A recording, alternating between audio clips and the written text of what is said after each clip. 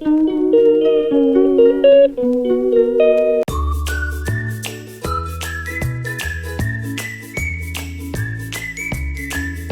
છો બધા? મજામાં ને? જય માતાજી. સૌ પ્રથમ આપણે પહેલા 4 પાવડા તેલ લઈ લઈશું. 2 પાવડા અલગથી નાખી દીધા છે, આપણે 2 પાવડા નાખીશું.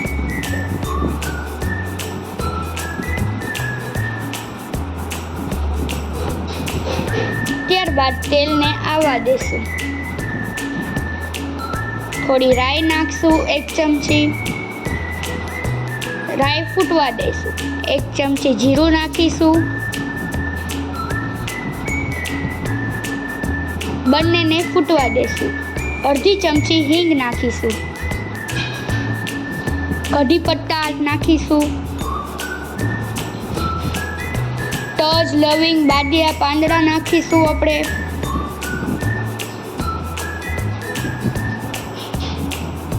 ત્યારબાદ મિક્સ કરીશું. થોડી ડુંગળી નાખીશું, સમારેલી ઝીણી.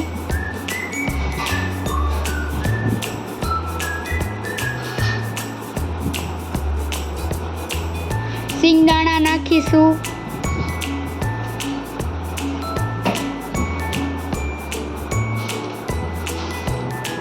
બટેકા નાખીશું.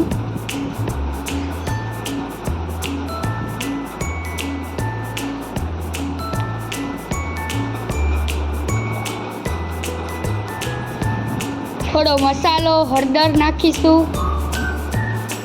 ધાણા જીરું નાખીશું સ્વાદ પ્રમાણે. મીઠું નાખીશું સ્વાદ પ્રમાણે.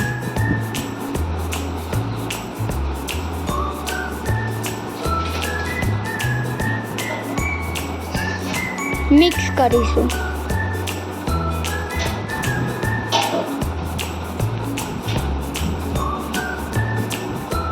બટેકાને ચડવા દઈશું. આદુ, મરચાં, લસણની પેસ્ટ નાખીશું.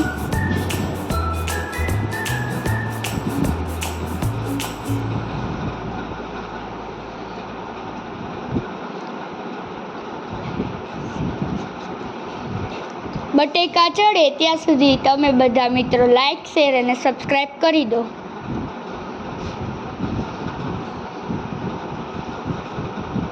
મસાલો નાખીશું 1 ચમચી.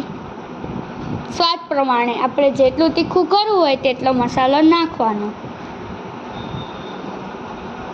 મિક્સ કરીશું. હવે આપણે બટેકાને ચડવા દેશું.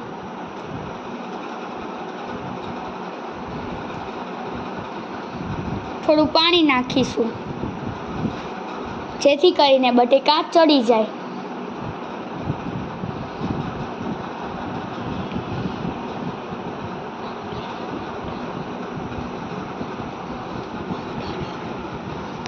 મગ, દાળ, ચોખા નાખીશું ખીચડી મસાલા બનાવવા માટે.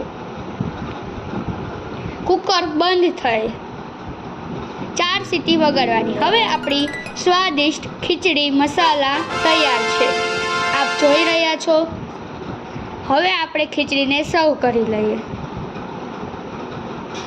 ઉપરથી થોડી કોથમીર નાખીશું જેથી કરીને સ્વાદ મસ્ત આવે.